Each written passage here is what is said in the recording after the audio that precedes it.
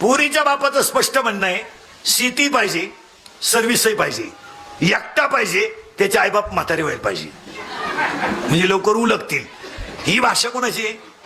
पोरीच्या बापाची. तो पोरीचा बाप नुसत्या शेतकऱ्याला द्यायला तयार नाही आणि नुसत्या नोकरीवाल्याला द्यायला तयार नाही. आणि शक्यतो सर्व्हिसवाली मंडळी ही फक्त पहिलं पोरग होईपर्यंतच बजेटमध्ये राहती, नंतर ती सुद्धा काही एवढी शुद्धीवर नाहीत. सर्व्हिसवाली मंडळी लग्न जमावताना इतकी भामटी आहे महाराज. आपण जर म्हणणार देणं घेण्याचं काय, तर ते नाला की डायरेक्ट काय म्हणते, तुमच्याशी संबंध ही श्रीमंती. काय लागत आम्हाला, काय देवानं कमी केलंय. तो पुरीचा बाप कोंबड्या इकू इकू बँड लावतो आणि अंडी इकू इकू डीजे लावतो. आणि 1-1.5 महिना लग्न झालं का हिना आला की लगेच पुरीला फ्लॅट घ्यायचा, बंगला बांधायचा, ट्रॅक्टर घ्यायचा, जीसीबी घ्यायचा. ही कोणाची नाटकं? ते सर्व्हिसवाले. आता त्या पुरी पुढे 2 प्रश्न पडतात. एक तर माझ्या बापाने जमीन विकली, त्याच्या कानावर ही बातमी गेली तर तो जगू शकत नाही. ते सगळं दुःख कोण सहन करतं? पोरगी.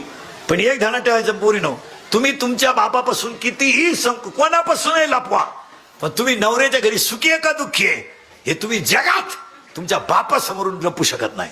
तुम्ही जर दिवाळीला आल्या नुसती बशी घेऊन चहाची बापासमोर गेला ना, तुमच्या चेहऱ्यावरून त्या बापाला सगळं कळतं, सगळं कळतं. बस तुमच्या गालावर जर बापाला चहा देताना हसू दिसलं ना, तो म्हणतो पैसे जाऊ द्या, पोरगी सुखी आहे.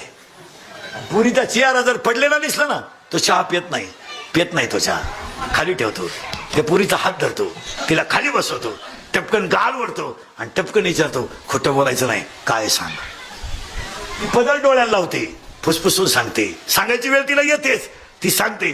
तो डोळ्याचं पाणी पुस, राहिलेली 20 गुंठे घालवील, त्या नालायकांच्या तोंडावर पैसे फेकील, पण तुझ्या डोळ्यात पाणी पाहायचं नाही. 80% सर्व्हिसवाल्याला देऊन बाप पश्चातापात येत. फक्त काय झालंय, मोठ्याचं झाकून जातं, लोक बरळती नाही.